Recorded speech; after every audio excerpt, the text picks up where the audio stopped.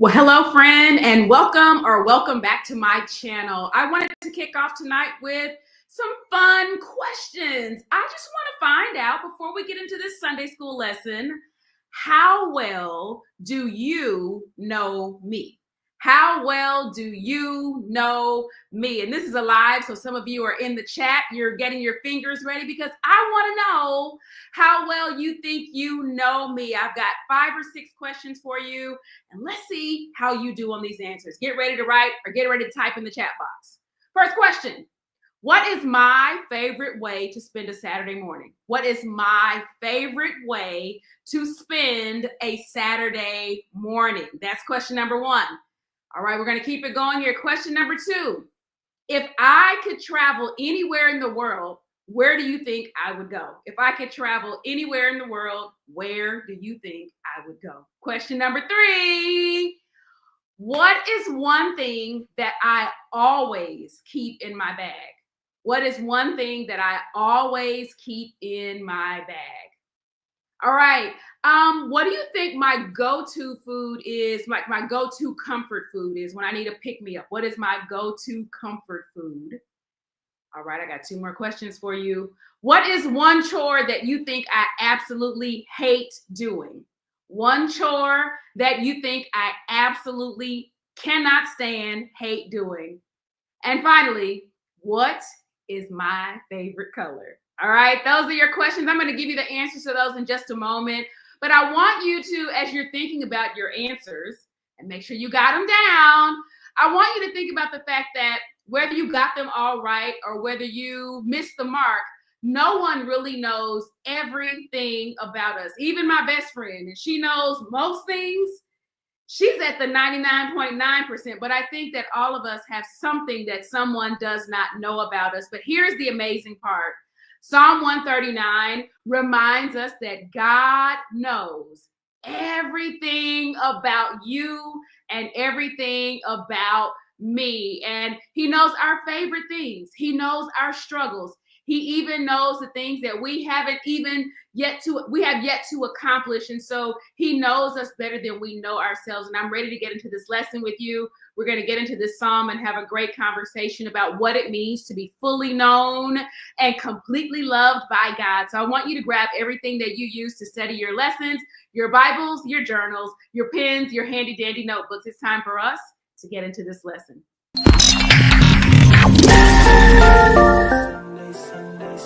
Sunday.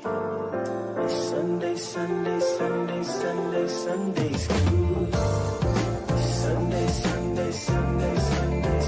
Sunday.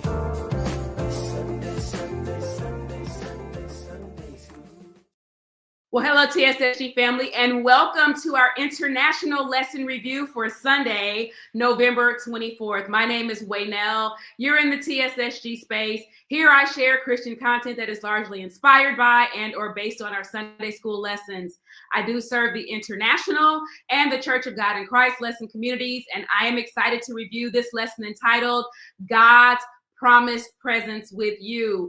I'm going to give you the answers to those questions in just a moment, but I could not be happier that you choose week after week to be in a community with me and to study, and I really, really appreciate it. I am so blessed. More than 9.5 years, I've done digital evangelism here in YouTube space, and it is incredible. I've met so many wonderful people. I want everyone to do me a favor. If you're new, I want to say welcome to you, first of all. Not sure how you found the channel, but I'm so glad that you're here. And now, yes, I want to ask everyone to make sure that you're subscribed to the channel, that you click the notifications bell, because I don't want you to miss any content when it's uploaded on the channel. And then everyone, just go ahead and do me a favor. You're out here now. Please click that thumbs up like button. Please click the thumbs up like button. It does help our channel most certainly, but it also tells YouTube the kind of content that you enjoy, so it curates your dashboard, your YouTube experience. All right, so we're talking about Psalm 139 this evening, and I know this is a little unorthodox the way I open the lesson, but I hope that you find fun ways to engage people that you teach, or if you're a student, fun ways to engage with the lesson as well. So I want to answer the questions that I ask about me when I ask, how well do you think you know me? And if you're just getting on as I ask the questions, you're welcome to chime in the comments. But what is my favorite way to spend a Saturday morning? Well, my favorite way to spend a Saturday morning is just being quiet. Why? Because it's like rare that I get Saturday mornings where I don't have anything that I'm obligated to. I'm so blessed. Thank you to those of you all who invite me into your churches, your Christian education spaces, wherever you are. So a lot of weekends I'm traveling. So when I'm home, I like to spend Saturday mornings just being quiet. I love an amazing cup of coffee. There are some house chores that I really enjoy. So judge me, call me crazy. I like fresh linens on the bed. So I like making up a bed. And I actually like washing clothes on Saturday morning. I don't know why folding clothes straight out of the dryer when they're warm is kind of therapeutic for me. So hey, that's what I do. And I always love a good brunch on a Saturday as well. So I like to have quiet mornings at home. And if I'm going out, I'll usually start with brunch. My second question, if I could travel anywhere in the world, if I could travel anywhere in the world right now, that place would be Italy. I have not yet been to Italy, believe it or not. So that is on my list of places that I certainly want to go before the end of 2025. One thing that I always keep in my bag is lip gloss. In my bag, my backpack, my purse, whatever it is. I even have a lip gloss by the side of my bed because I just don't like ashy lips. Y'all are learning so much about me tonight. One thing, my go-to comfort food. What is my go-to comfort food when I need a little pick-me-up? Well, if I'm honest, I really don't, like, food is not my answer when I need a pick-me-up. But let me just tell you, I'll never turn down some good cookies and cream from Brahms. Just one scoop, cookies and cream on a regular cone. That sugar cone is not bad, but cookies and cream from Brahms, that's like my favorite little comfort food, if you will. The one chore that I absolutely hate doing more than anything else in Choreville is cleaning the shower. I will clean a toilet before I clean the shower with joy. I hate everything about getting into the little cracks and crevices, and I'm down on my knees and scrubbing the walls. I hate it. That's my most hated chore. Finally, my favorite color is actually purple. So all those were about how well you know me. But again, our lesson this week is talking about just how well God knows every single one of us. He knows everything about us. So let's take a look at Psalm 139. Again, the lesson title is God's Promised Presence. We're going to pray and then we'll get into our psalm together. Father, we thank you for allowing us in this space once again for the study of your word. God, thank you so much that you do know us. You know all about us. You know the very number of hairs on our head. You know the things that keep us up at night. You know the things that we look forward to. You know the things that concern us. You know what makes us happy. You know what makes us sad. And yet, God, through all of it, you wrap yourself around us and you love us just as we are, even in our frailty, in our spaces where we have our flaws, the things that we can't even talk about. Never change the love that you have for us. So tonight, God, we thank you for your love and we thank you for your presence. And we ask that you'll be with us as we go through the study of your word. Open up our minds, our hearts, our understanding, and allow this word to sit in a special place in our heart where we can resonate on all that you'll share with us in this lesson. Bless those who are present tonight and those who will catch the replay. We love you. We give you glory. In Jesus' name, amen. Amen. I loved seeing all of your answers in the chat. It was fantastic. Listen, I've got my Bible and my notes here. And by the way, if you want the TSSG notes for this lesson, they are already uploaded on the website. If you went out earlier, you found those there. They've been up for a while. But you'll find the TSSG notes. You'll find the 20 questions for this lesson. There is a kid pack that I still need to upload, but it will be available for you if you serve young people. Let's read Psalm 139. Sister Beverly, we share a favorite color. I love it. Verse 1. O Lord, thou hast searched me and known me. Thou knowest my down sitting and mine uprising. Thou understandest my thoughts afar off. Thou compassest my path and my lying down, and art acquainted with all my ways. For there is not a word in my tongue, but lo, O Lord, thou knowest it altogether. Thou hast beset me behind and before, and laid thine hand upon me. Such knowledge is too wonderful for me. It is high. I cannot attain unto it. Whither shall I go from thy spirit? Or whither shall I flee from thy presence? If I ascend up into heaven, thou art there. If I make my bed in hell, behold, thou art there. If I take the wings of the morning and dwell in the uttermost parts of the sea, even there shall thine hand lead me, and thy right hand shall hold me. If I say, surely the darkness shall cover me, even the night shall be light about me. Yea, the darkness hideth not from thee, but the night shineth as the day. The darkness and the light are both like to thee. This is our reading for this week as we have this conversation on God's promised presence. Psalm 139, let's look at our background, is attributed to King David as the writer. In fact, all the Psalms that we've looked at have been, I believe, written by David, one of the most well-known figures in the Bible. David was a shepherd. We even talked about that as we looked at Psalm 23, all that he gained when he was a shepherd boy. He was a king. He was a warrior. He was a musician. And again, ultimately the king of Israel. And God used all of those experiences to prepare David for the purpose, for the destiny that he had written over his life.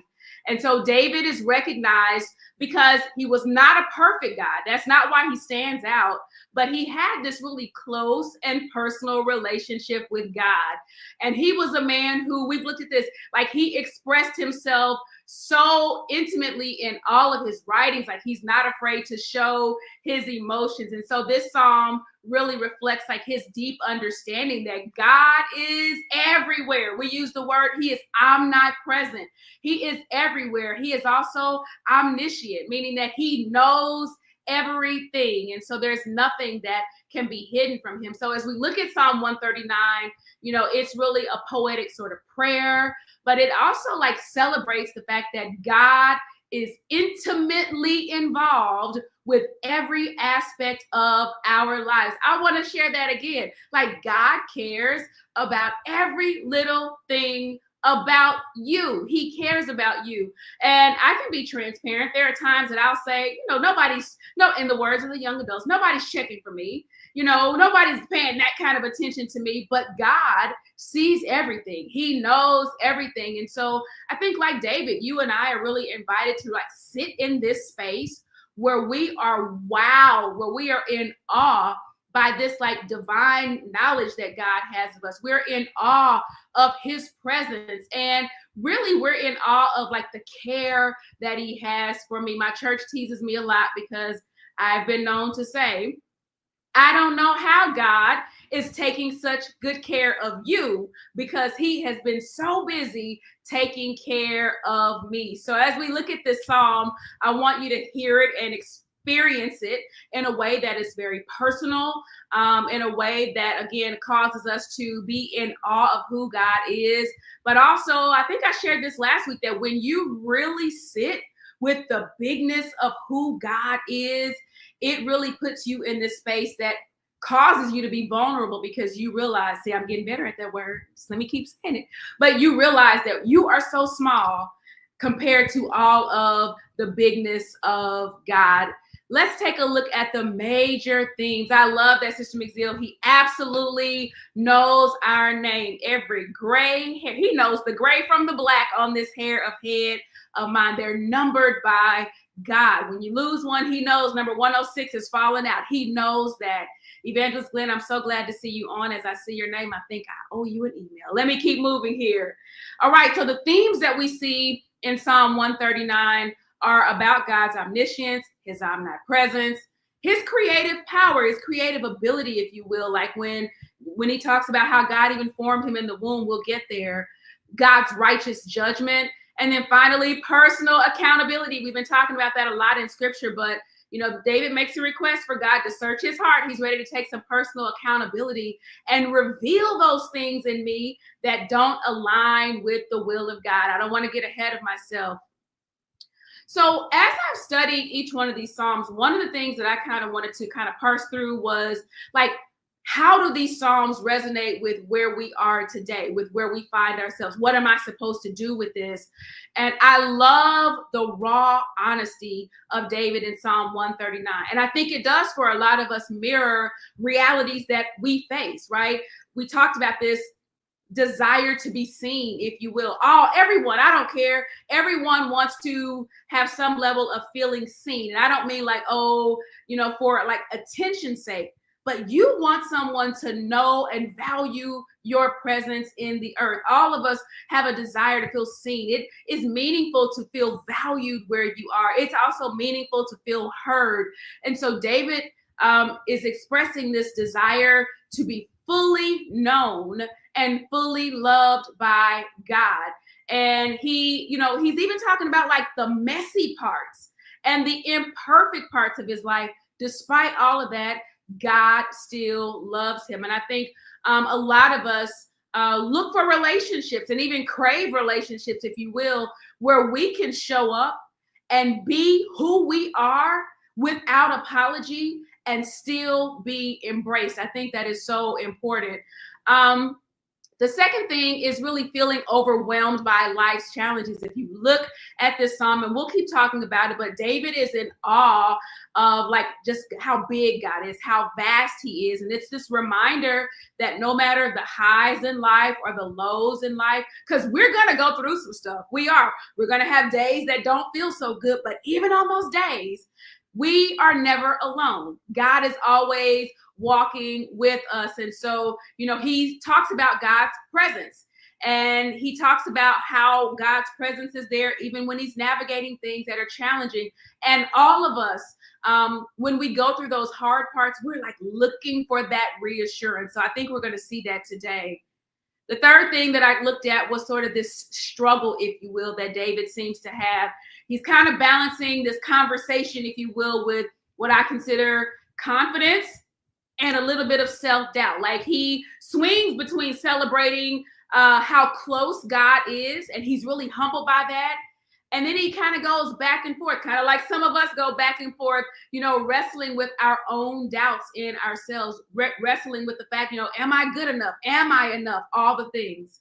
And then finally, that need for purpose and for belonging. We're going to see how David reflects on the fact that God is intentional. God was intentional when he created him. Therefore, God was intentional when he created you. He was intentional when he created me. Yes, he knew all the flaws we would have. He knew what our failures would be. He knew what our proclivities would be. And at the same time, there is meaning and purpose that he's created in all of it. So if you're here today and you're studying this lesson with me, know that you have purpose. And I know some of us have said sometimes, why am I here? What am I to do? Some of you may have even been through some really hard things, maybe things that should have taken you out of here. And yet God has left you here. We can all be comforted in the fact that we are not accidents. We're not born on accident. We're not here on accident.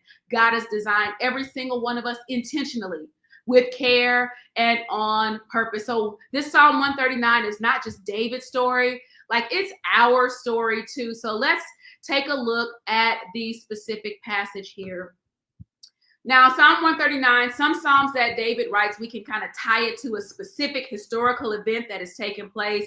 But this one doesn't give us a specific background or an event. But what we can tell is that it is deeply personal. It is deeply reflective in his life. And, sometimes it's just like that. It's November right now. We are into the holiday season. And I don't know about you this time of year. Maybe it's the time change. It's the year ending. But I feel deeply personal and deeply reflective. And so to take these moments to just be overwhelmed by who God is and what he's done, let's take a look at verses 1-3. Verses 1-3 are really about God's comprehensive care. God's plan is comprehensive. He knows everything. We've talked about it. He knows our actions. He knows our thoughts. He knows our habits. Why? Because he is fully invested in his creation.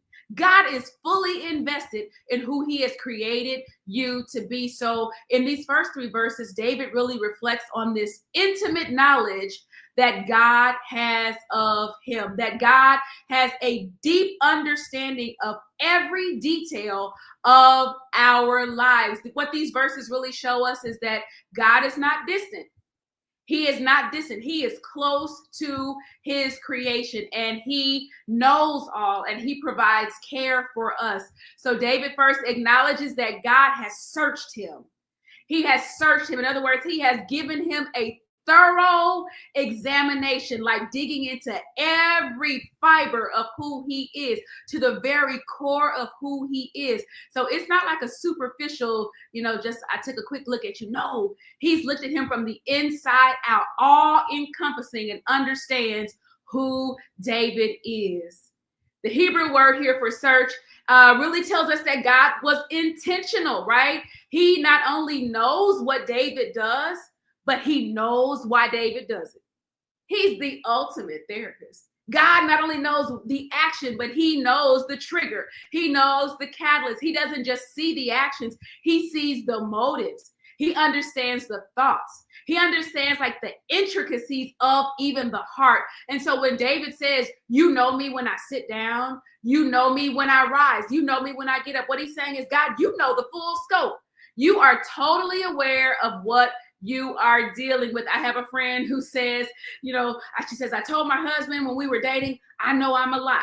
God knows if you're a lot. He does. He knows these things. And so with this awareness, David says, when I'm at my place of resting, when I'm in action, So again, this is not just God knowing us at a distance. God knows everything about us at a level that is deep and very personal. And so his involvement, David is acknowledging that, God, you know me in all my ways. Yes, you do. What are ways? Ways are kind of reflecting on every direction I take, every choice that I make, all the patterns of my life. God, you know that. So whether it's this kind of well-trodden path, if you will, or when we have to navigate uncertainty, whether it's familiar or whether we are trudging through things that make no sense, God is fully aware of our journey. And so that has to give us like comfort there, that God is not just sitting and watching, right? He is familiar. He has a level of compassion for us and a level of understanding. And so we can rest in that. So there is no part of our life that's hidden from God. I know you can hide stuff from people. I know actions, thoughts, habits, things you say. None of it is hidden from God. No part of my life is hidden from God. And so, that when you really think about it, it really causes you to think more intentionally about what you do, right? And how you behave, knowing that God's awareness is present. But here's what I also love. He knows, right? He knows all of those things. And sometimes people will walk away from you for the things that you say and the things that you do and actions that have been taken, right? But God never walks away.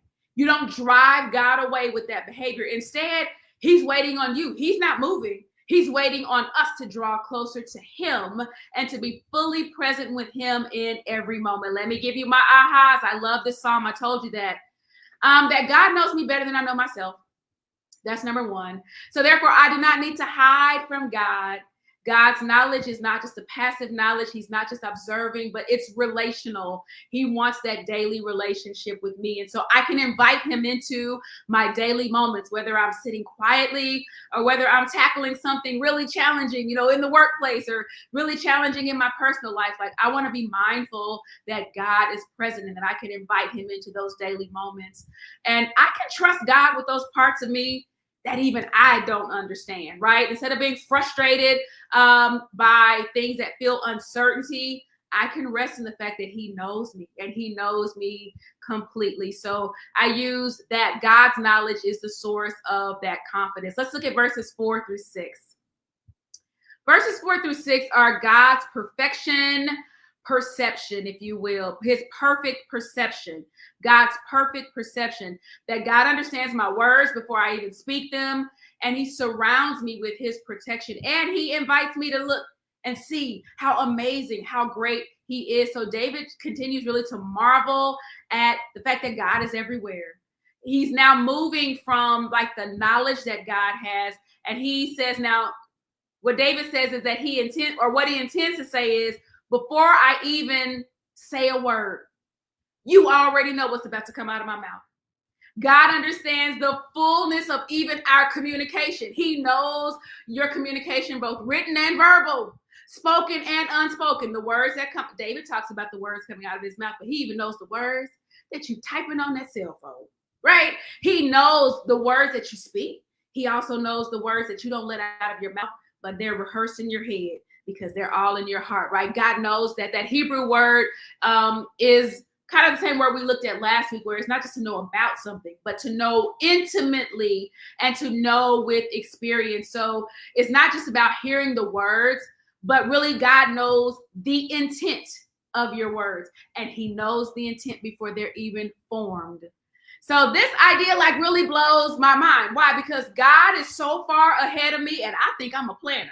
I kind of feel like my moves are intentional. I try to use my words in ways that are intentional, but God is so far ahead of me. And that means that like I don't have to worry about things because he knows, right? He understands my needs. He understands my emotions. Yes, he understands my struggle, and he's ahead of me. Right? So before I even get the words out of my mouth, because sometimes you can't get the words out, but before you can even get the words out, before you can find the words, even when you can't find the right words, God knows exactly what your heart is intending to say, what your heart is trying to say. So in verse 5, David is talking about how God surrounds him.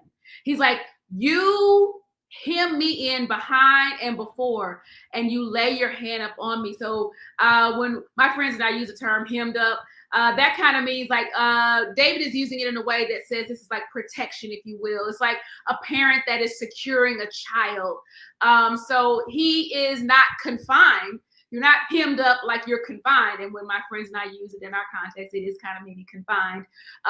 But he's saying that you are protecting me. God, you are a shield for me. You are shielding me from things I don't even know, things I can't see, from things that are behind me, right? You're shielding me from even things that I've been through. When I looked at the behind on here, I looked at it a couple ways. There are things I can't see, but there are also things in my background, things in my backdrop that want to show themselves today, that want to bring trauma into a space today. And he's saying, you even shield me from that. And y'all remember, David, he had some stuff.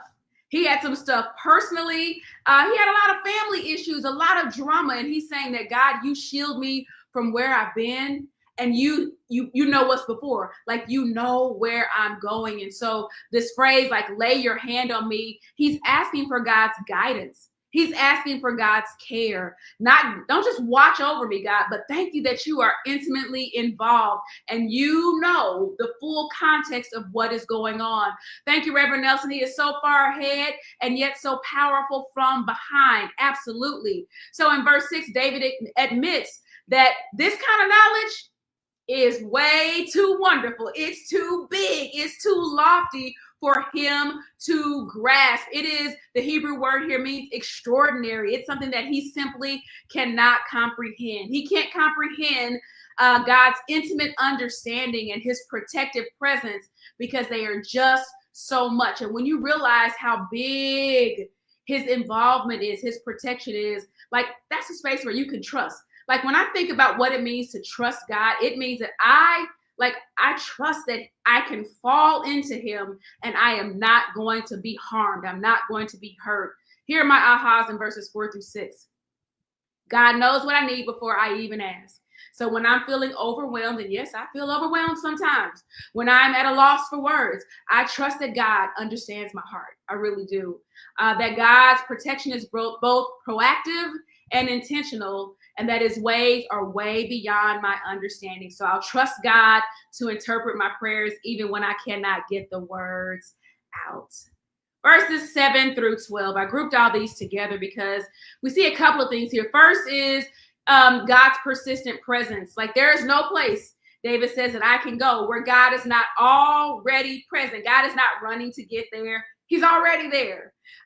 He's highlighting in the highest moments or when things seem so far away, God is there. That's that omniscience that we talked about. And David is marveling at this, right? There's no place that God cannot reach. And I think there is such beauty in this particular part of the psalm because, people will act like folks have done, and I say folks, first of all, people will act like they never did anything wrong. Mm-hmm. And then when they make assessments on what they think other people have done wrong and how far they've gone, no, there is no place where God's presence cannot reach. There is no place where the presence of God cannot reach. And that's why David begins with a rhetorical question. Where can I go from your spirit? Fill in the blank. And the answer is the blank will stay blank because there is nowhere that we can go from his spirit. Where can I flee from your presence? Another rhetorical question. This is not about wanting to escape the presence of God, but this is about recognizing that any attempt that you make just won't work. It's absolutely futile. And so David is like overwhelmed by this reality that God's spirit, God's life-giving power, his presence is everywhere. This is the promised presence that we see mentioned in our lesson title. Sister Carol Cook, I'm so glad that you're on for the first time live. The last thing that we see is God's light in the lowest places. And I want to continue there because there are people who are in some dark spaces.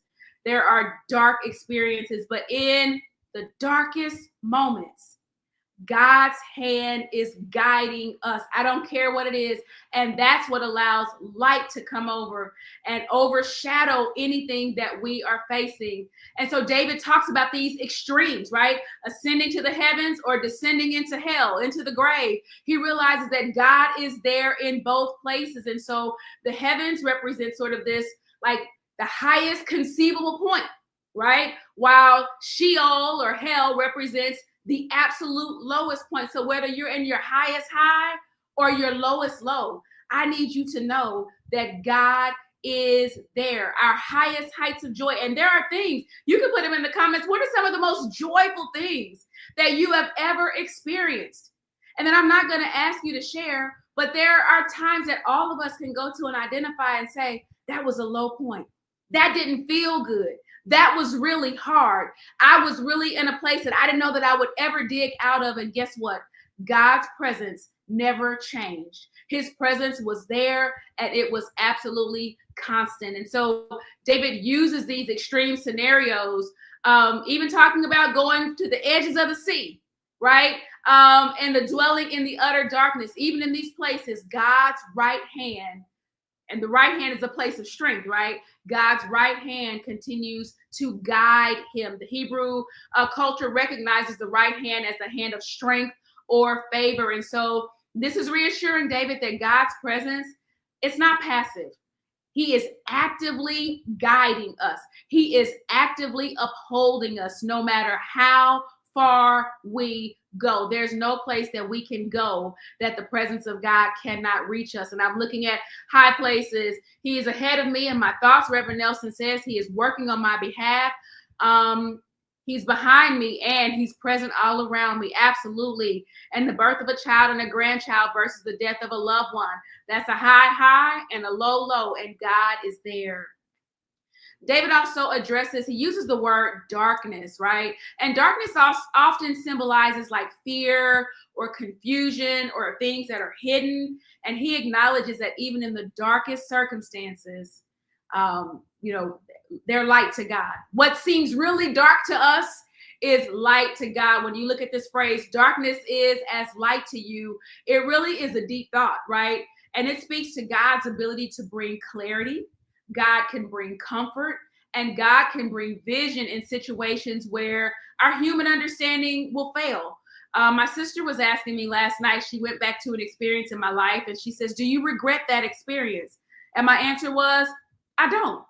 The experience was hard. The experience gave me very tough life lessons. And then she asked me in the end, what did you learn about yourself? And so I believe that God has a way of bringing light and being light for us, even in the things that seem hard. There is, like, to God, there's no difference between light and dark. So his presence has the ability to transform every situation into a situation where he is able to work. And he's able to work in us, and he's able to work through us. So God knows us. He knows all about us. Let me give you my ahas. That God's presence cannot be escaped. And that's a good thing, y'all. Like, no matter where I go, no matter what I face, I am so comforted that I am never, ever alone. I love that God transforms the darkest moments into places of hope. And that's whether I can see it or not, whether I feel like I can feel my way forward or not, his light will break through. I love that distance and isolation. There's nowhere I can go. Whether I'm physically far away or even emotionally distant. And yep, sometimes we are emotionally distant. He reaches out. I love that God is reaching out for us. And so I find comfort in his presence, his constant presence. And I don't know about you, but I am determined as I study this lesson to trust God and to trust him more, especially in those moments of confusion or moments of fear. I don't want to give in to my own thoughts or even the other thoughts that may try to swirl in my head or voices from other people's opinions. I want to trust in God, and I want to invite him, my last aha, into every corner of my life, whether I am soaring in success or whether I'm out here struggling and it's a moment of sorrow. I want God to guide me, and I allow him to sustain me in those moments. That's my lesson study for this week.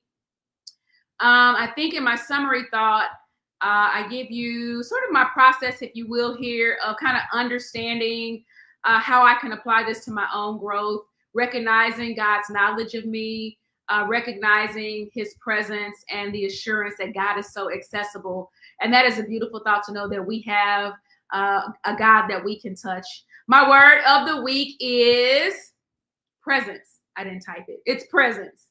Okay, so here's my word of the week. My P is for personal connection, that I can rest in the fact that God knows me intimately and understands every thought and every intention. And it's a personal connection. I can rest in that, but that also makes me aware because he also knows every motivation and every thought. And so I need to keep that in mind as well. My R is for ready awareness, that I can trust that God knows what I need. He's ready. He's aware. He knows what I need even before I speak it. The E, everywhere. He's everywhere, protection. And I rely on the fact that he cares for me. No matter where I go, God cares for me. My S is for steadfast guidance, that right hand. I depend on God's hand to guide me through every situation in my life. My E is for external light, that I trust God to turn even the darkest moments into an opportunity for his light to shine. My N is the fact that I am never alone. And that comforts me, that no matter how far away I may feel.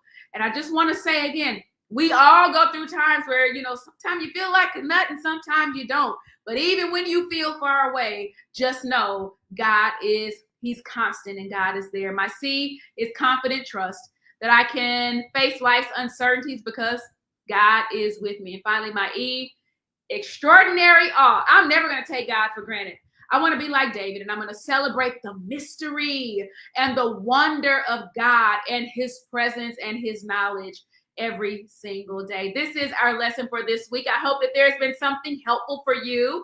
Thank you for those of you who were able to join me on this live. Please don't forget to click that thumbs up like button. Before I head out, let me say thank you to the nearly 200 people who joined me last Saturday for the Step Summit Day of Empowerment.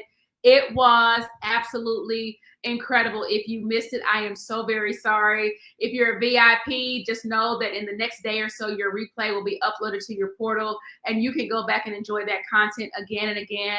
And the VIPs, you've already received your special invitation to our bonus day where we will share together and just talk through what it's like in serving and how we can be our best leader selves going into 2025. So that's it, everybody. I love you all so much. I will see you in Sunday school. Bye, everybody. Have you had an opportunity to visit our amazing swag shop? Stop by and check out great items for Sunday school and church school. This includes t-shirts, pouches, mugs, and so much more. Find something that you'll enjoy or something for your favorite teacher.